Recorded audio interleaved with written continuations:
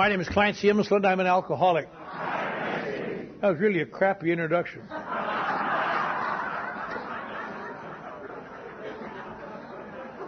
I'm not judging it. I'm just telling her so she knows. I come from a different school. We come from the hard school of AA, where it's tough and it's hard to get sober and it's tough to stay sober. And we say, you cast your bread upon the waters and you're going to eat a lot of soggy bread. Anyway, that's enough of that. I'm glad to be here this afternoon. I'm glad to take part in this convention. I've had a good time. I played hot potato out in the pool, got cheated by a bunch of little kids. And it's been a very nice weekend. I feel very disappointed this weekend because I've had this set aside in my calendar and turned down several speaking engagements for this weekend so I could be here, because I really like to come down here. And 3 or 4 or 5 weeks ago, I was notified by my family that tomorrow my daughter's being married in Albuquerque. So I have to leave here and go down there, catch an early plane, and go down there tomorrow and give her in marriage and look nice, and look like a bronzed Viking god. But I'd rather be here. I've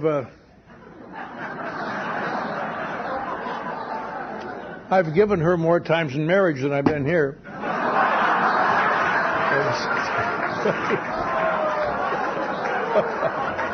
That's not true, but I just had to say it. I don't want this played anywhere around my family, ever. Just the Al-Anons will snitch. But to those of you who are kind of new, I know some of you are new, a couple of you come up and asked me if I was Clancy just before the meeting. And not necessarily. Depends on why you're asking. But you may wonder what's all this nonsense about the primary purpose? What's it all about? Well, I'll just give you a little background on the primary purpose. In the 7,000 years that there's been recorded histories of drinking, there's only been 2 times where there's ever been any kind of place for people like us to go, and you're sitting in one of them. And this one we take for granted. It's been going around. It's been going now for 62 years. Just 62 years in a couple of weeks. Or last week was our 62nd birthday. And it's got meetings all over, and there are places to go, and you get drunk and come back sometimes, and some people stay here. And it's hard to realize that this is really a miraculous thing, because as human beings, if you're like me, the tendency is after a while to take everything for granted. I remember the days when I tingled with the thought that I was sober. And now sobriety is just something I do. There's no truism. Nothing is wonderful after you're used to it. It may get deeper and richer, but it doesn't tingle anymore. Of course, the example of that, I've used it 1,000 times. I don't know a better way to describe it. When guys call you and tell you about it, the worst single word any sponsor can hear on a telephone call. I want to talk to you about my new relationship.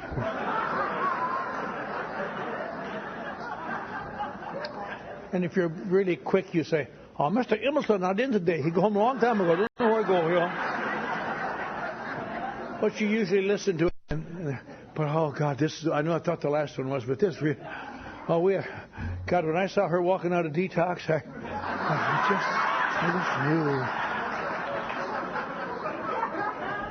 just knew. We were having lunch today, and we reached for the sugar, and our fingers touched. There was a spark, a literal spark. Like, And you hate to have to tell them the news that it isn't going to stay this way.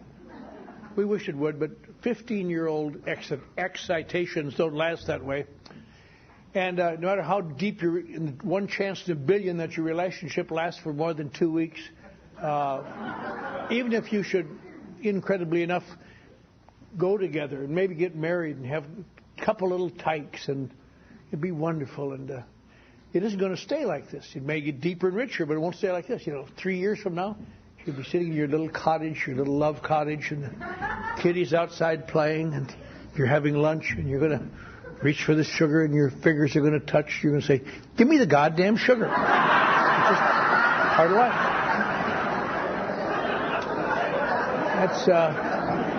That's the way life is, unfortunately. And we take sobriety for granted.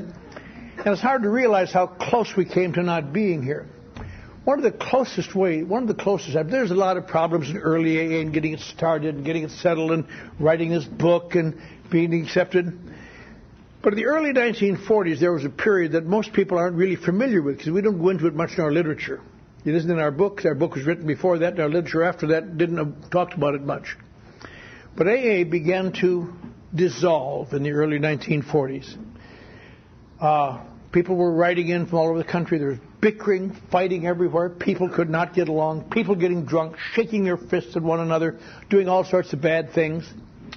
And they'd write these letters to Bill Wilson, and he was just out of his mind trying to solve them. What can I do? Here's what we do. And his group was having problems. For example, there was a man named Hank Parkhurst, who was Bill's right-hand man. He was the local version of Dr. Bob in New York for Bill Wilson. In his office, Bill dictated the big book, Alcoholics Anonymous. Well, after a while, in the early 1940s, Bill did something that made Hank think he had been betrayed and traduced. And he got brooding about it and got drunk. And he spent the next 2 years going to all the meetings he could reach in the East Coast and saying, don't trust Bill Wilson. He's a liar and a cheat and a thief. And people were getting drunk thinking about that. You know what? Who can you believe? Who can you believe? All over the country, there are all sorts of things. In Chicago, for example. Now, in Akron, there was Dr. Bob and his followers. They were still kind of hung up on the Oxford group. They had the 4 absolutes, which AA did not accept because AA always felt that we are absolutists by nature, perfectionists. We should get away from those perfectionist goals because we can't make it. But in AA, in Akron, they were kind of more a religious thing. Now, the people in Chicago, the AAs in Chicago, would not communicate with the people in New York because Bill Wilson and that bunch of people were not religious enough. They would only communicate with Akron. People in Los Angeles, the liveliest group in the country, true story, when Bill Wilson came out in 1946, they had a little meeting for him at the Shrine Auditorium, and 1,000 people, AA showed up, and there weren't 1,000 people ever gathered together in the history of the world at Sober Alcoholics before. He couldn't believe it. One of the great advantages Los Angeles had, they were so far away from every place else, they didn't realize that there's a lot more to it than book. It included bickering, backstabbing, fighting. They didn't know that. We've since found it out.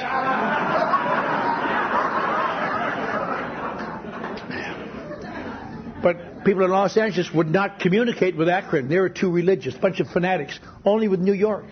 All over the country, people were choosing sides and fighting and bickering. Guy in Florida was my all-time favorite. They found he was selling memberships in AA, and they asked him, "Why are you doing this?" And he said, "It's not as bad as it looks." He said, "It is my experience that the people around Miami, they will not accept anything if it's free. But if they have to pay for it, they'll listen. And I don't keep the money. I send it into New York." And all over the country. But one thing that was happening is this. The flush of the Saturday Evening Post article had gone over.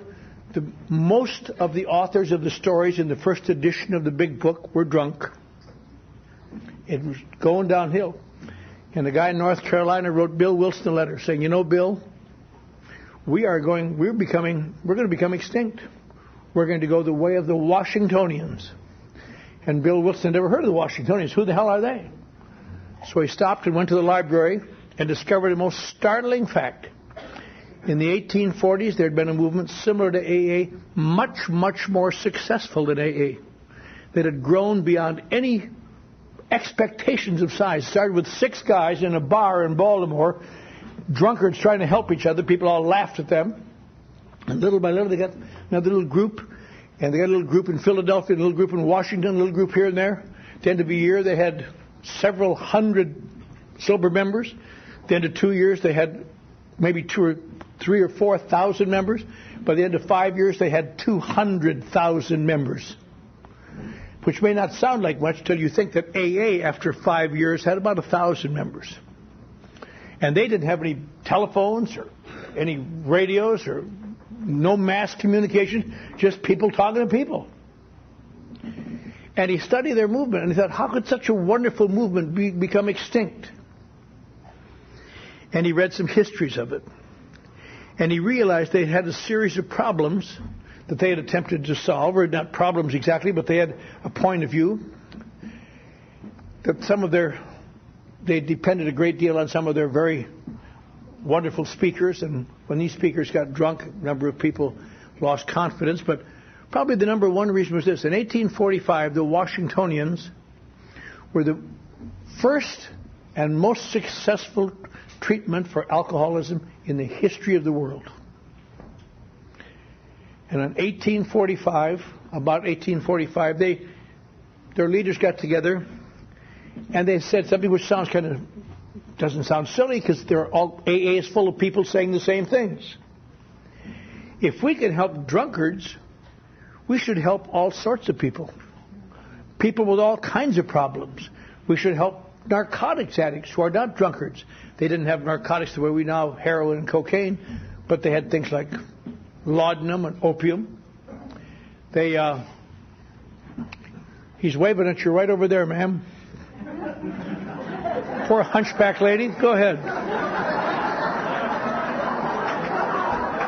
I told you to ring those bells. Anyway.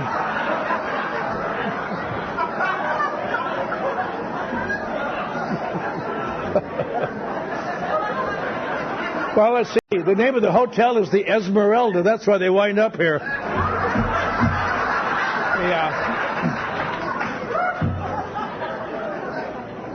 I don't suppose I'll ever be back here again, so I better make this a good one. There's my wife's personal spy in the front row.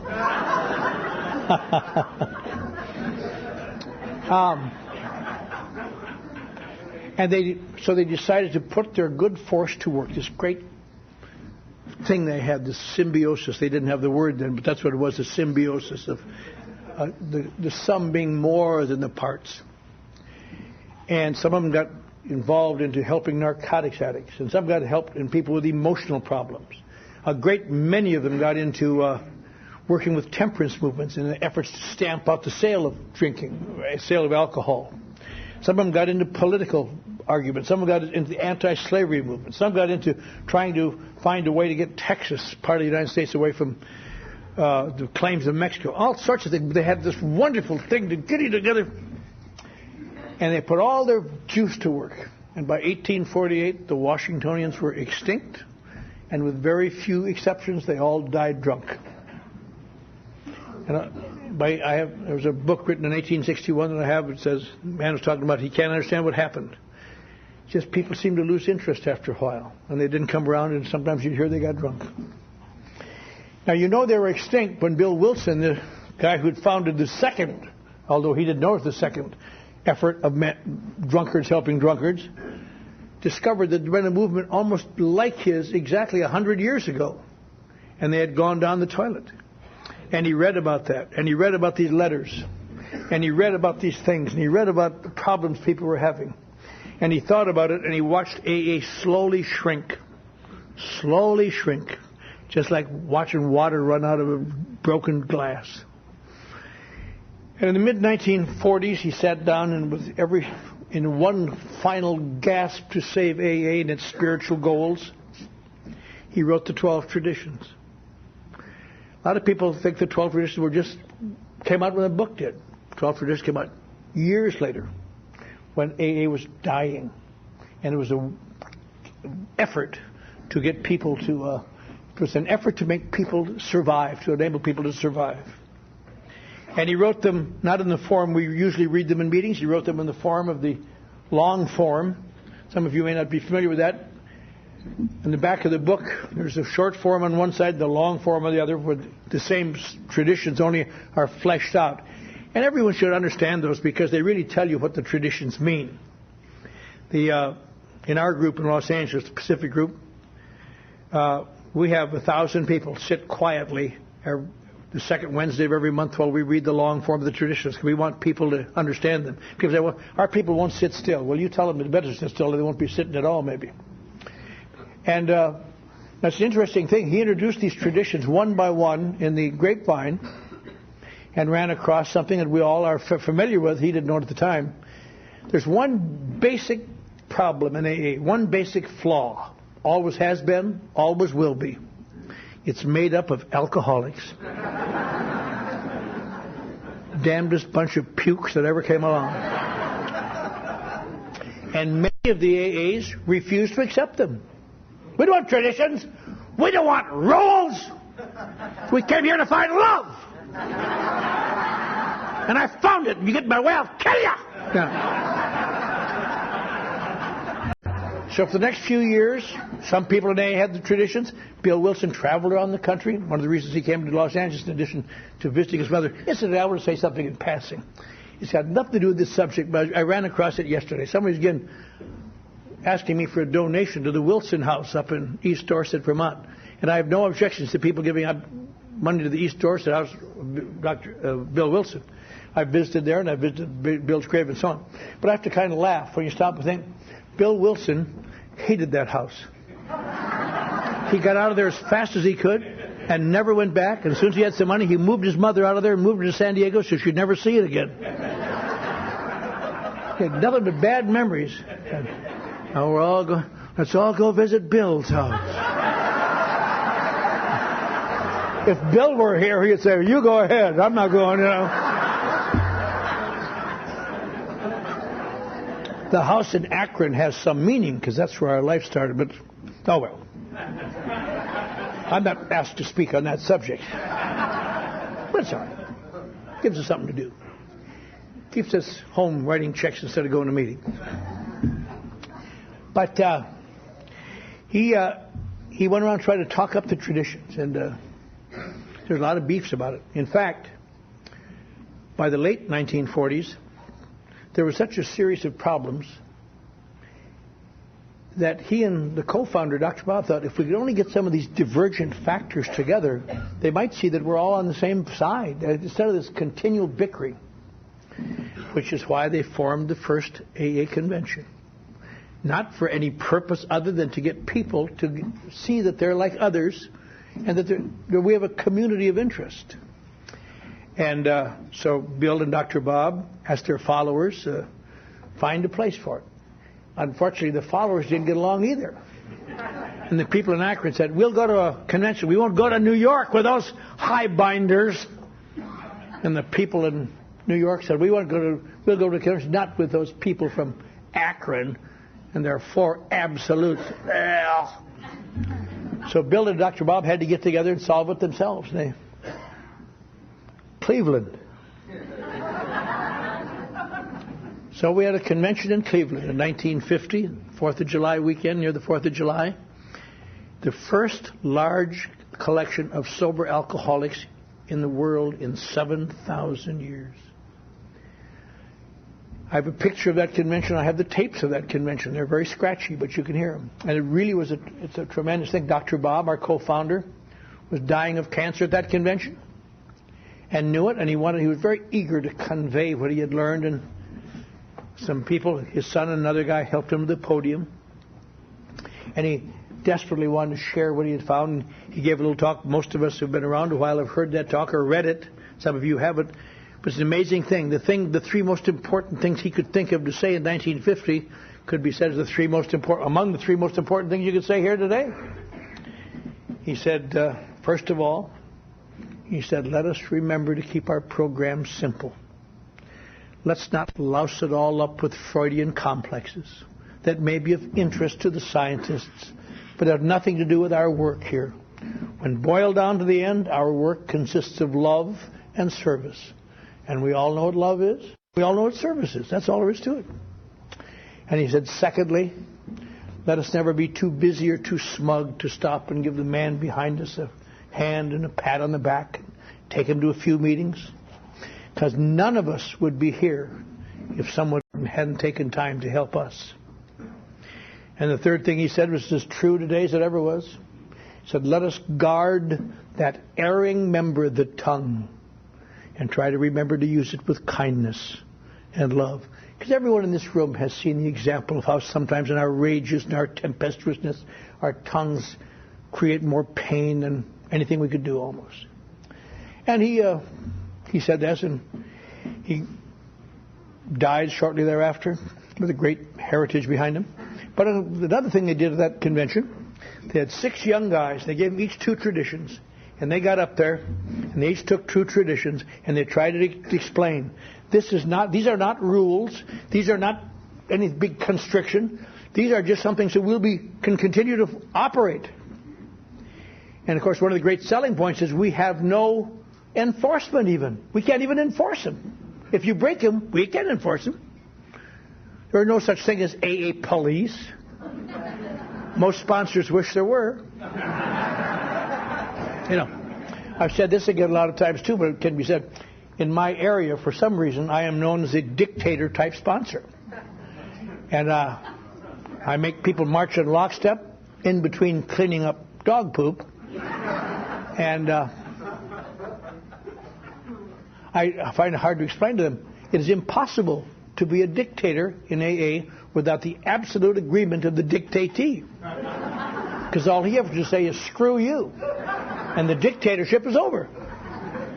That's why I wish we had AA police so they could come at night. Did you say screw you to your sponsor? Come with us.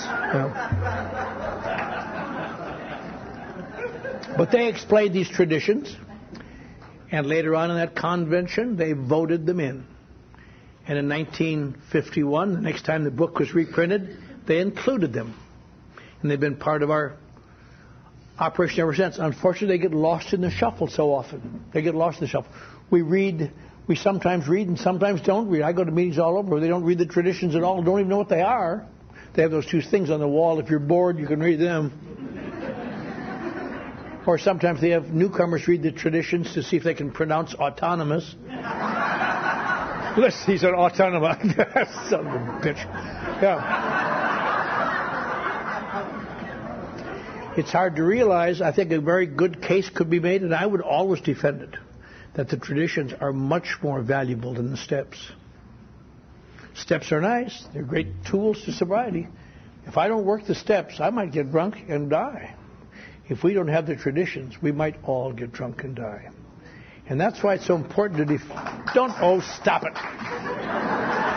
This is the signal for involuntary applause.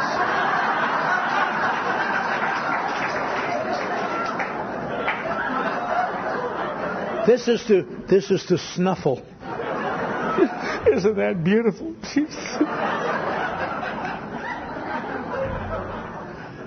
In fact, for those of you who are new, you might be interested to know that the short form of the traditions are just abbreviations of the long form.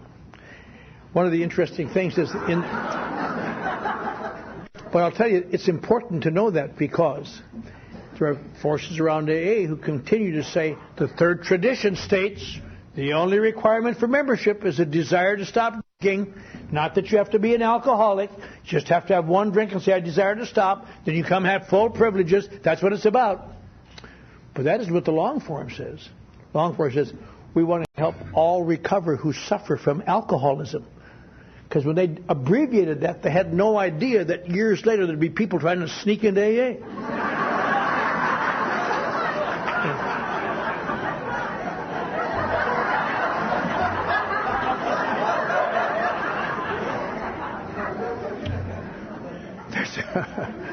It's kind of going past now, but there was a great movement for a while. One thing good about California, we get it first, and it gradually moves back to the boobs back east, and we're done with it. You still hear it in New Jersey now. Don't hear it out here. That it's all one big disease. Alcoholism, drug addiction, gambling, overeating, it's all one big disease. Do you know where that came from? It came from a treatment center that only has 1 van. So,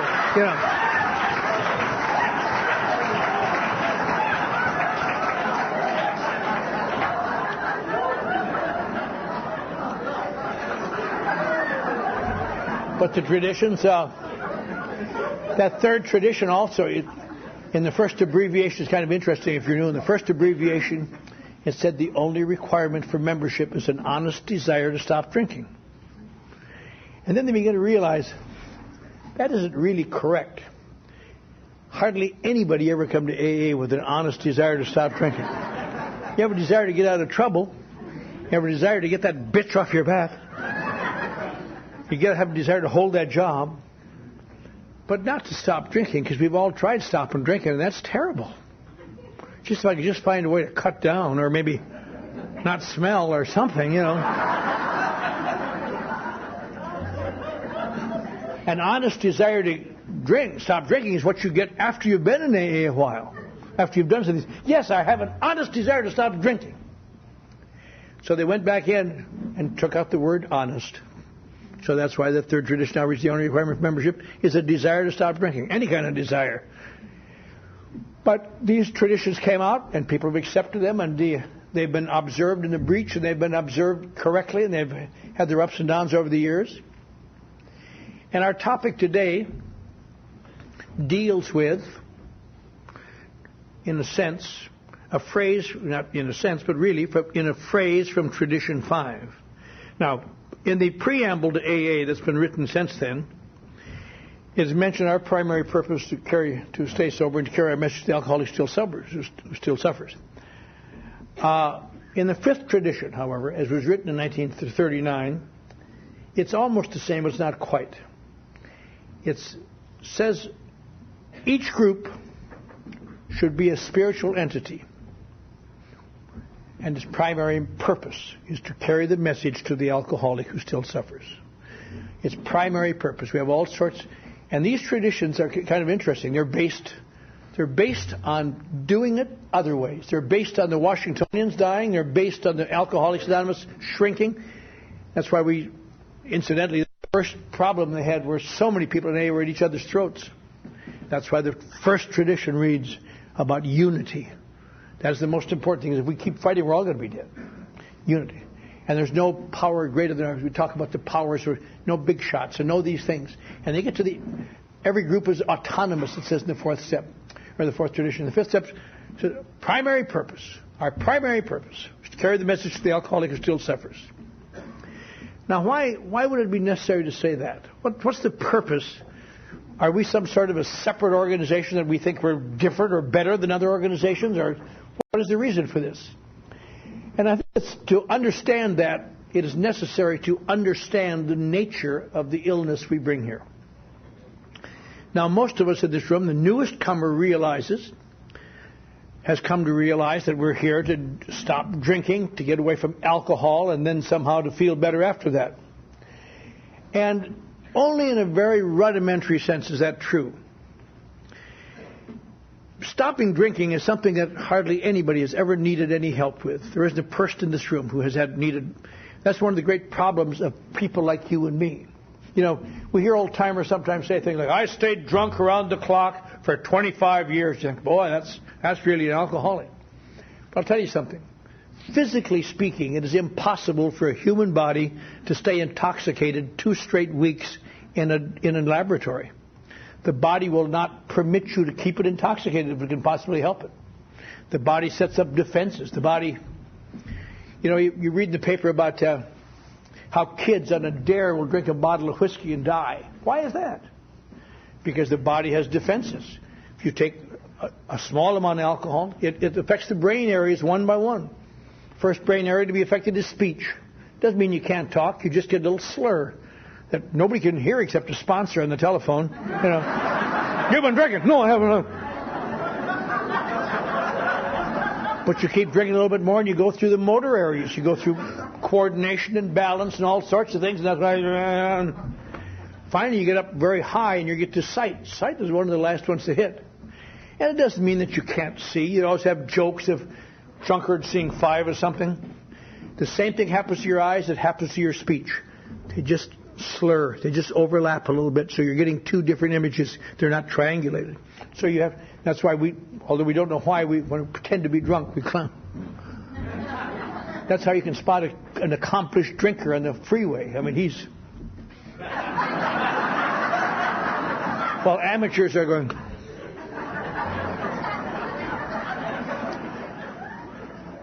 And then your body won't let you drink much longer, and it'll stop the intake because you're now getting in danger.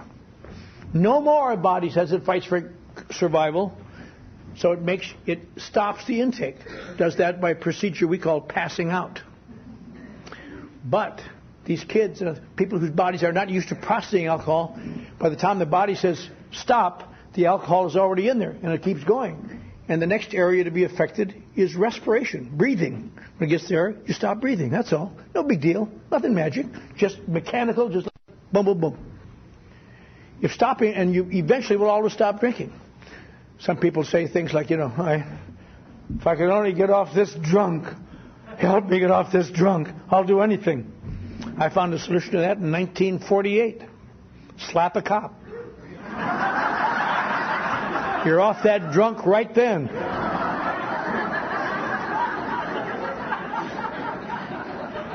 Even if you don't slap a cop, there are other ways to do it. Your body will set up a series of involuntary physiological reactions to reduce toxicity by inducing a procedure called reverse peristalsis. We call that puking. Your body's just full of toxicity. Let's get rid of it. There's hardly anybody in this room who hasn't knelt in front of an old porcelain altar in the morning and watched your body try to help you. Oh, God. Some mornings when you're sick enough, your body will reduce toxicity from both ends at once. Which is good on your body, but it's bad on your nerves, I'll tell you. And every answer must be correct, a series of split-second decisions. And usually, if you're lucky, you still have your loved ones with you outside the bathroom door saying, "Good enough for you. Why don't you go and puke at her house for a while?"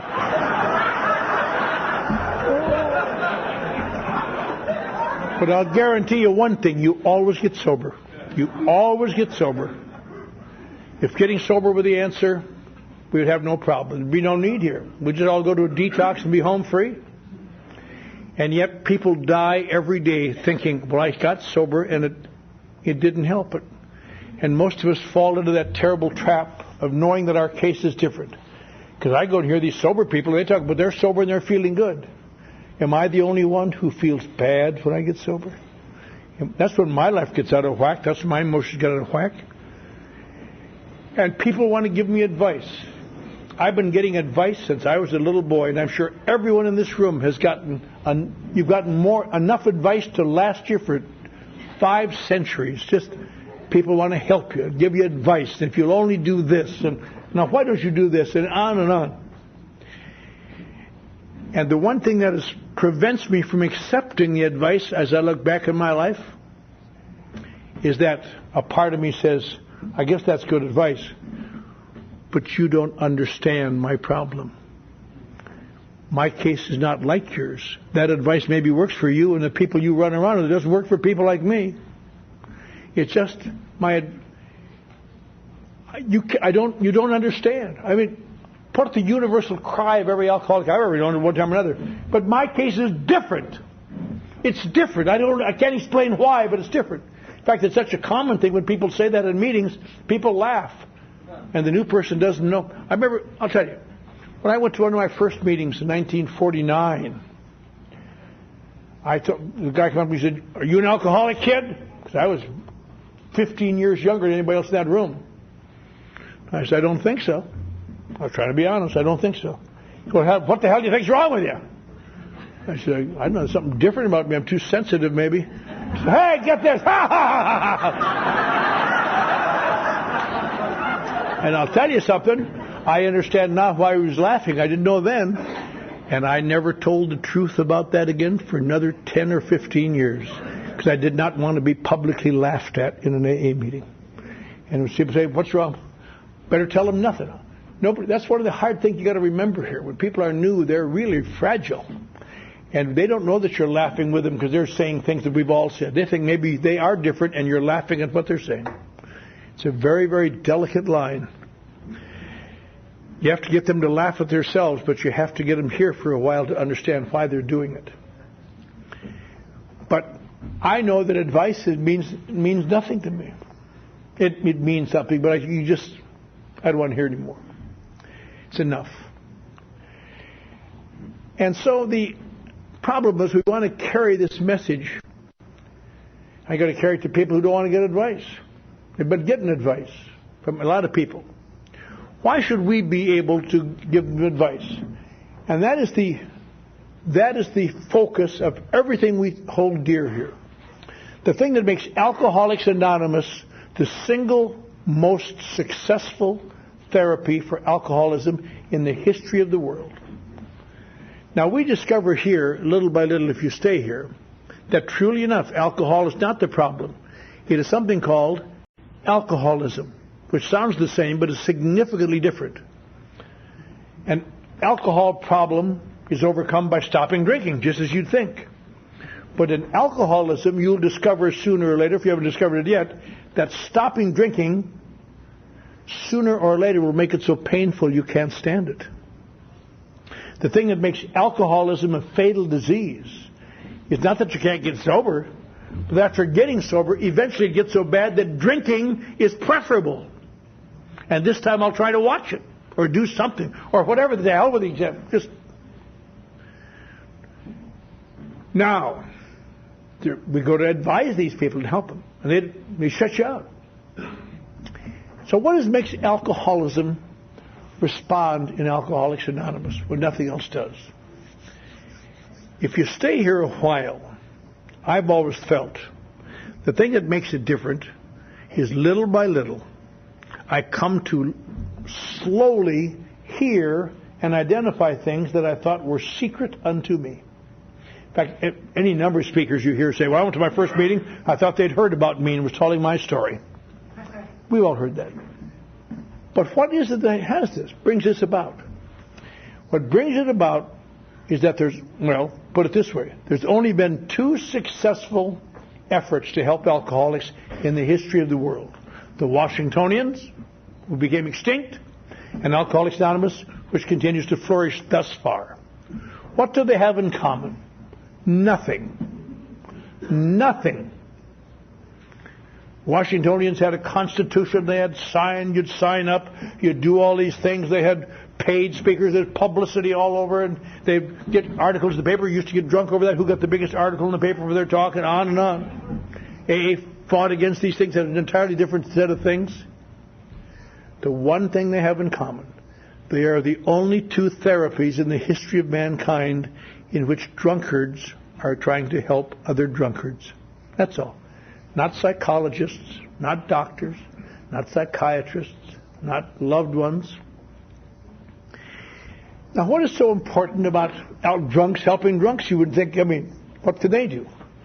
One thing, they eventually can bring about something that nothing else brings about.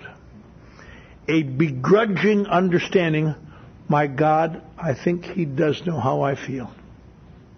All of my life, people would come up to me and saying, I know how you feel. Say, no, you don't know how I feel. You don't say it. You can't say it, but you feel it. No, you don't know how I feel. Nobody knows how I feel. Leave me alone. And you hang around here for a while, and one day some old fool comes over and says, I know how you feel. And you think, my God, he does know how I feel. And that's the first rope ever across the chasm. And pretty soon you get more ropes, and pretty soon you get a little path across there, and pretty soon you get a little road across there, and pretty soon you get an 8-lane highway going across there. But it all goes back to identification. And that's why it's so important to understand. That is why it is so essential to be an alcoholic. You're going to be a member of Alcoholics Anonymous. Not because you're better or worse than any other problem. It's because it is the identification. That is why members of AA, who I knew, who were also narcotics addicts, formed Narcotics Anonymous for addicts who weren't alcoholics, so they'd have a place to go and identify. That is why members of AA who were overeaters and also alcoholics formed Overeaters Anonymous so that overeaters who were not alcoholics could have a place to go and identify. The steps stay the same. That's why people who were gamblers, who were also alcoholics, formed GA. Kind of a touching story there. Most of us remember Sybil Corwin. In the late 1950s, she was married to a man named Jim Willis, one of that long chain of names she used to give. And Jim Willis was the founder of GA. And I knew him well, and he was a nice guy, good guy, kind of mild, even. But you go all over the world today, and Jim Willis is revered in GA the way Bill Wilson is in. I just wanted to see if we throw that in.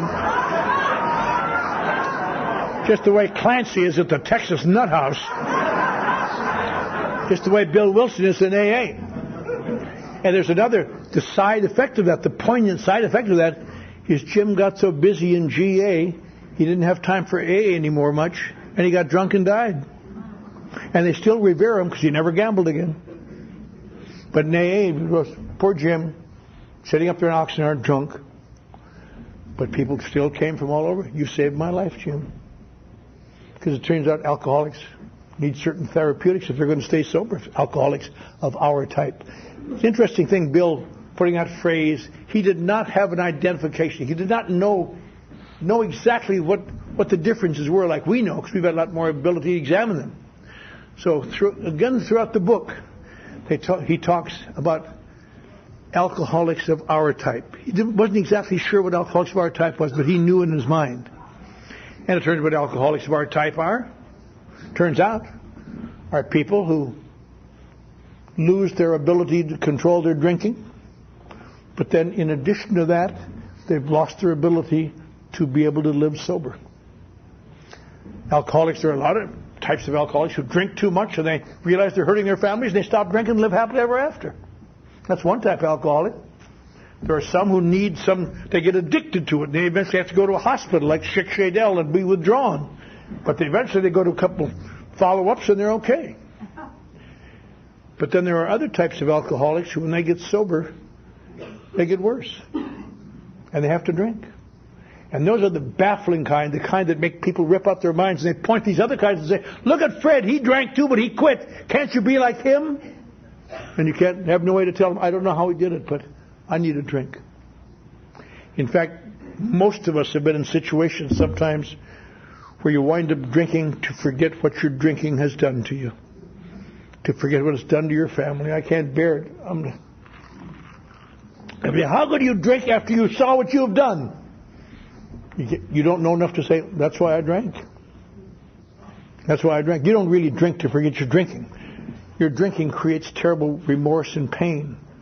And you drink to get rid of remorse and pain. But what you are, you're drinking to forget your drinking. So the nature of this thing, our type of alcoholic, people who cannot stay sober. And in all these years, there's been no help for people like us. And now there's help. And the most frustrating thing, even today, when there's help available, you can't get, people, this disease is the king of denial. You said this before, but over the years, I've had 4 people, I guess, now die that I sponsor of cancer at the UCLA hospital. Maybe 3. But I've gone by there over the years and sat in that hospice ward. And, it isn't bad. People die. But you sit there and then you go by tomorrow and this guy's gone and somebody else is there. And, I hate sitting in those wards, but that's what sponsors are supposed to do, I suppose. But I remember sitting there one day, and I had to almost chuckle myself. My guy, Ramon Pena, was dying, and a good friend of mine. But I thought to myself, I looked around that ward, and I thought, what would these people do? What would these guys do if I said, hey, got a deal for you. Would you come with me every night at 8 o'clock for a year and meet a bunch of new people and have coffee and be entertained by some interesting talkers and have some fun and just enjoy yourself? Would you do that if I could cure your terminal cancer? They would sign over their homes to you. They'd give you their cars. They'd give you everything they got. Probably the worst place I've ever been in. Not because it looked bad or smelled bad, but just psychologically. It's the LA County Hospital Charity Ward for AIDS. Not only are they dying, but they've been thrown away by everybody. And I was in there calling on a guy, and I looked around that. No smell of disinfectant, nothing bad. But sometimes you see people with open sores. You think it must be this way to visit Molokai. Just the last century, just lepers and Father Damien going in there. I thought to myself, what would these guys in this ward say? Hey, got a deal for you. Would you do a bunch of things that I told you to do, whether you agreed with them or not?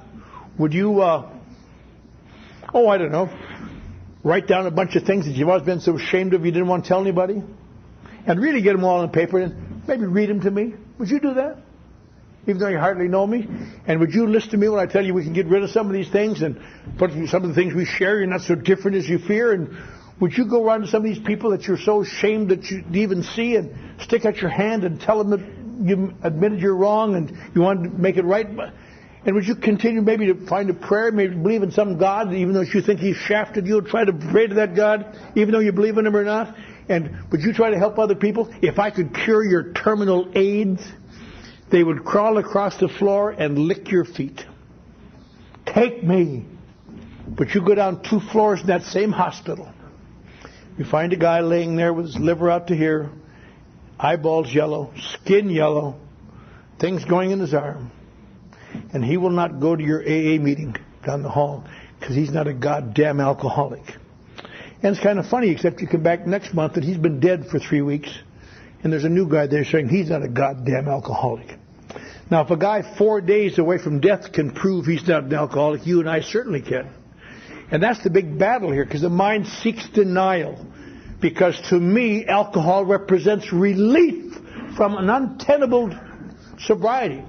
And the hope that sometime it will not turn into the chaos that drove me here. And somehow in AA, we have to stay sober some days when there is no reason to stay sober. We have to do things that there's absolutely no reason to do them, except somebody told us to. And I have to believe that person. And that person has to be somebody that I think understands how I feel. And that is identification. And that's why you have to be an alcoholic to be a member of Alcoholics Anonymous. You can be an alcoholic and a narcotic addict and an overeater and anything you want. But I'll tell you something else too in passing. In my opinion, it's only my opinion. I secretly feel that I speak for Bill and Dr. Bob in heaven, but I'm not allowed to say that. Take that off the tape, Rosemary. People do themselves a great disservice when they get up in AA and say, I'm an alcoholic and an addict. Or I'm an alcoholic and whatever. Why? What's so bad about that? Nothing, except for one thing. You are consciously making yourself different again. And every fiber of our being should be to be similar to. Doing the best we can, we're never going to feel real similar. But you can't set yourself aside. You must. When you say, I'm an alcoholic, you've said it all. You go to NA meetings, they don't want to hear you're an alcoholic. They want to hear you're an addict. You go to Cocaine Anonymous, they don't want to hear I don't care if you drink. Tell us about your cocaine use. And I don't want to, after all these years, I'm not an addict, but I've been working with addicts in one form or another for over 25 years. But to this day, if a person gets up at a meeting I'm in and tells his addiction story, it's very informative, but I feel nothing at all inside. It's just like watching a movie. That's interesting. That's information. What we need is identification. And that's why it's so important. A few years ago, I was talking on this subject, and some of you were at that meeting, but I'll say it one more time because I have no better way to say it. Best example. When OA was new, in 1960 or thereabouts, they had a little meeting over on Olympic near the AA club. And they'd come over to the AA club, where I was lurking, to get people to come over and give little talks on various subjects. And a woman, she always liked me, because I was the only one in the world uglier than she was, I think. I didn't have any front teeth. She said, I heard you talk at a meeting. She said, we'd like to go over and, just make a contribution at a coffee cup discussion group. She said, would you like to come over and talk on obsessions? You seem to know a great deal about obsessions. Oh, yeah, I'll do that. I thought later she never asked me to talk about the recovery from obsessions, because I didn't know much about that, but I knew about obsessions. So on over there to a Lutheran church on Olympic. All right, talking about obsessions. how obsessions have ruled much of my life. I wove a veritable tapestry of information for these poor women. About 8 old fat women sitting around a table. I weighed about 130 pounds then, so I felt pretty slick. And I sat down, and then they had a little sharing, and I couldn't believe my ears. I could not believe my ears. I knew what overeaters are, but I mean, I wouldn't want my daughter to marry one. But this woman talked about eating a whole chicken and then another half a chicken. I thought, Jesus Christ, have a chicken sandwich and go to bed, you old bag,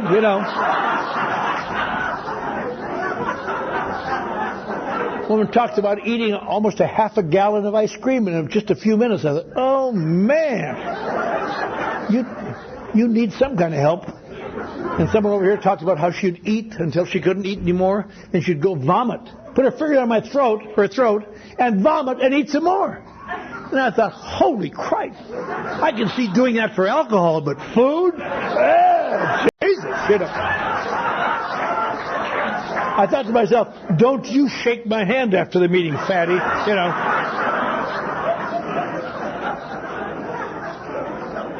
But I intellectually knew their problem, but I did not identify with it. So it was just information. Information is all very nice, but it's meaningless. It's just entertainment.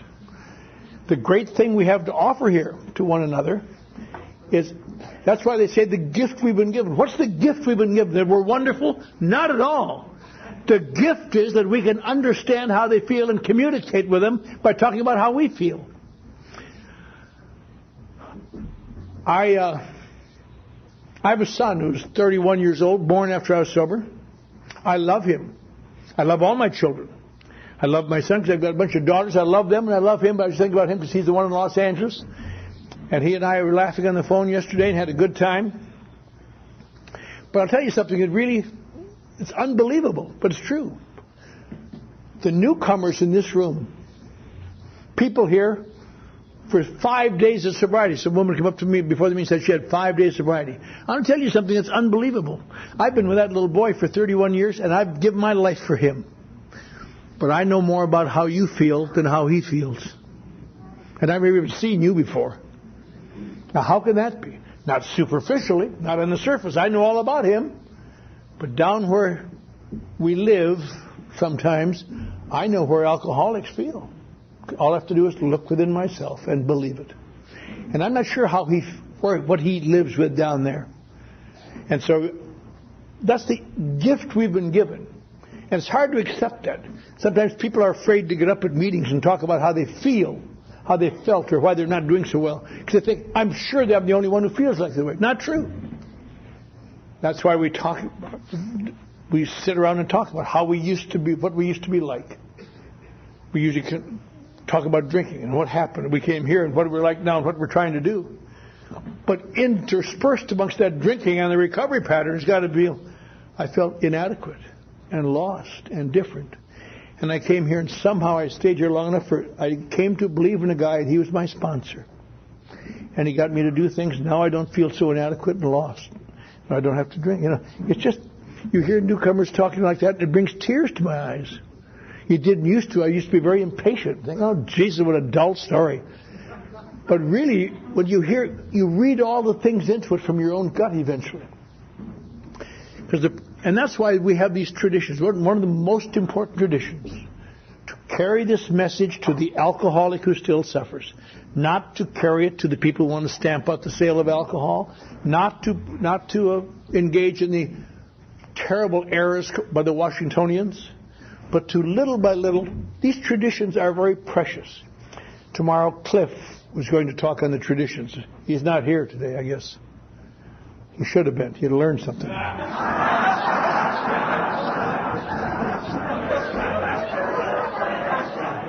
You should have seen me before I became humble. But these are important things, and people like you and me who've been sober a while have to defend them in our groups, even though it's sometimes unpopular. You can't sell out the whole group because you want to look good to some goof that doesn't know any better. You try to disagree without being disagreeable. But you must be firm. Because without this, you watch groups come and go, come and go, come and go. I mentioned our group recently. New York, most successful group in New York was the Midtown group on Park Avenue. God, it was a great group, Fifth Avenue, I guess. And people come from all over that group, and little by little, they got a secretary who was primarily a narcotic addict. They had some narcotic speakers coming in, and pretty soon the meters dropped off a little bit, but they had some more people, and then they'd have dances after the meeting to draw people in. The Midtown meeting's been extinct for a year and a half, and will never be started again. The most success, they can't imagine why. Another great example.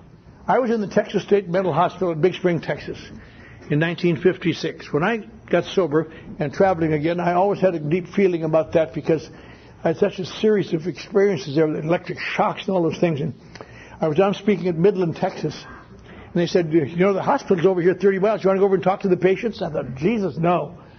But I went over there in 1965 and talked to the patients. By that time, they had an alcoholic ward. I just talked to them. I didn't talk to the mental people where I'd been. And over the years, every time I went across the country, I would stop in there and talk. The only one that ever came back to that hospital. I've talked there many, many times. And it was run by a guy named Les Ross, and he retired. He was the guy that I had manipulated.